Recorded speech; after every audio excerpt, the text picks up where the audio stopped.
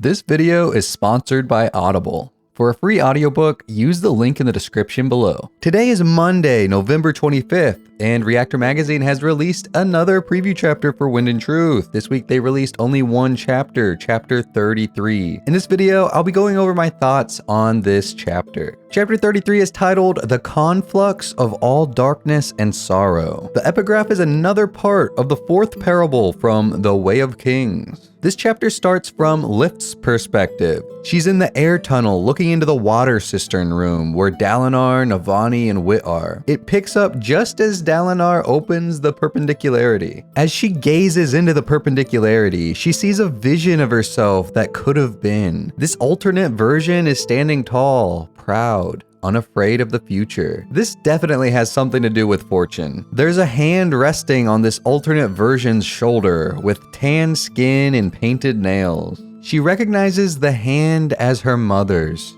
It seems like Lift's mother might not really be dead. She doesn't really know, apparently. We get some insight into why Lift wants to stay the same and never age. She's afraid that if her mother returns, she won't recognize Lift. That's sad. Lift really just wants to be with her mother again. I wonder if her mother abandoned her, or why she had to leave Rall Alorum. There's a lot to her backstory that we still don't know, and there's a good chance that we won't find out more until Arc 2 of Stormlight. Lift is surprised by a voice behind her. It's Gavinor. He snuck away from his governess and followed her into the air tunnels. As she's trying to push Gavinor back the way he came, she sees a strange purple crimling, and Lift seems to know exactly what it is. I guess she learned what they were when she met Arklow back in Edge Dancer. Both Lift and Gavinor are suddenly pulled toward the perpendicularity and out of the air ducts. Lift tries to make herself unawesome. Yeah, that's a thing apparently, but it doesn't do any good. Luckily, Wit catches her before she's sucked into the perpendicularity. We also see that Wit's shadow is cast in the wrong direction. That's interesting. I wonder if this is due to them sort of being in Shadesmar since they're so close to the perpendicularity. Wit informs Lift that both Dalinar and Navani were sucked into the perpendicularity and their tethers are gone. We also find out that when Lift snuck into Dalinar's visions in the past, she left her body behind. This means that she's able to enter the spiritual realm by some method. Maybe she'll be able to help guide Dalinar and Navani back somehow. Lift and Wit both realize that Gavinor was sucked into the perpendicularity as well.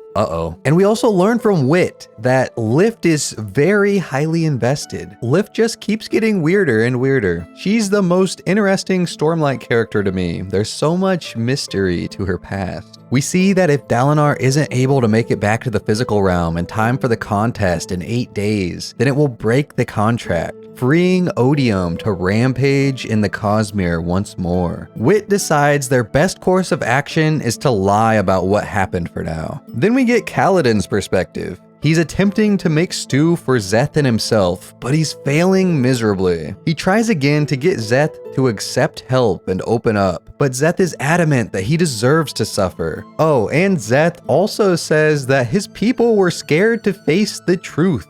And truth is capitalized here. Is this the first time we see it used this way? My guess is that truth is another ancient spren like the wind, the night, and the stone. Then Kaladin tries to practice the flute that Wit gave him so he can relax and get his mind off things, but he can't get it to sound right. Syl gives Kaladin a pep talk, and Kaladin thinks of her as storming woman. He's definitely thinking of her as a human more and more. Syladin's stocks keep rising. Szeth eats some of Kaladin's stew and then opens up slightly to Kaladin. He wants to visit his family's homestead in the morning. Kaladin once again practices with the flute and the wind comes to talk to him. The wind pretty much just warns Kaladin that Odium has a new vessel in not so straightforward of terms. After the wind leaves, Kaladin goes back to practicing the flute until he looks up and sees the Herald Ashar standing before him. Then we get Lopen's perspective. He's in Shadesmar with some other windrunners. They're walking to where the perpendicularity explosion happened. We see Lopen's Sprin Rua is pretty interesting looking in Shadesmar. He's only 3.5 feet tall with messy hair and he skips around.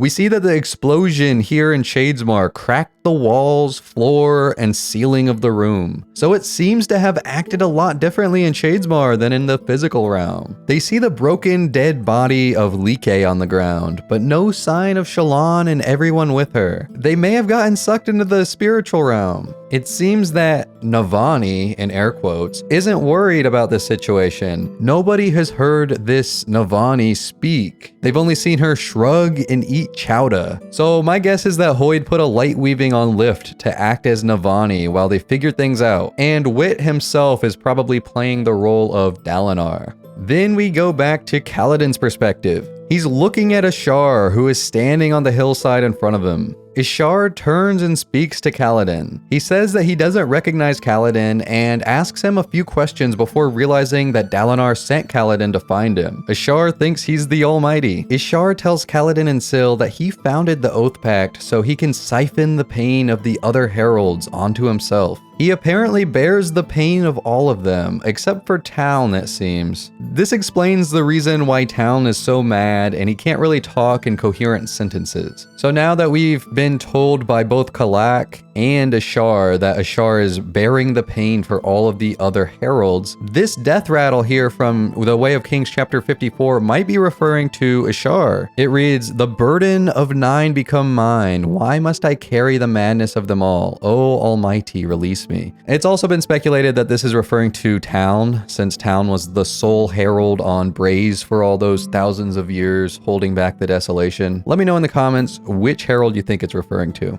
Ishar says that Szeth has returned to fulfill the quest that he himself set him on many years ago. I wonder if Ishar is the one that Szeth talked to, and maybe Szeth only thought it was an unmade that he spoke with. Ishar tells Kaladin that he will speak with him more when Szeth's task is finished. Then he vanishes. This chapter ends with Kaladin going back to the campsite to get some sleep. He's been practicing fighting off bad thoughts with good thoughts. He knows the bad thoughts may never be gone permanently, but he's done letting them win. That's really good to hear from Kaladin. And that brings us to the end of day 2. That was a good chapter. There was a lot of information that we learned. So now that Dalinar and Navani have their tether to the physical realm severed, I wonder if Dalinar's watch is still connected to Wit's watch. My guess is that it is, and they'll probably be able to keep track of time with that. I also wonder if Shallan and gang have been truly sucked into the spiritual realm, if they'll be able to find Dalinar and Navani. If Shallan and them are sucked into the spiritual realm, at least she has both Rlain and Renarin with her, and their sprint should be able to help her navigate the spiritual realm. But those are just my thoughts. I'd love to hear your thoughts in the comments below. And guys, we're down to less than 2 weeks to go before the official release of Wind and Truth. That's so exciting. If you haven't already pre-ordered Wind and Truth, you can do so for free right now thanks to the sponsor of today's video, Audible. All you have to do is use the link in the description below and sign up for an Audible Premium Plus 30-day free trial. Once you do that, Audible will give you a credit, and you can use this credit to get any book of your choice for free. And every month that you stay a member, Audible will give you another credit, so you can start building up your Audible library. Being an Audible member also gives you access to the Audible Plus catalog, which is filled with thousands of other audiobooks and podcasts. So be sure to take advantage of this offer and get your free audiobook today by using the link below. That's it for this video, guys. I'll see you in the next one.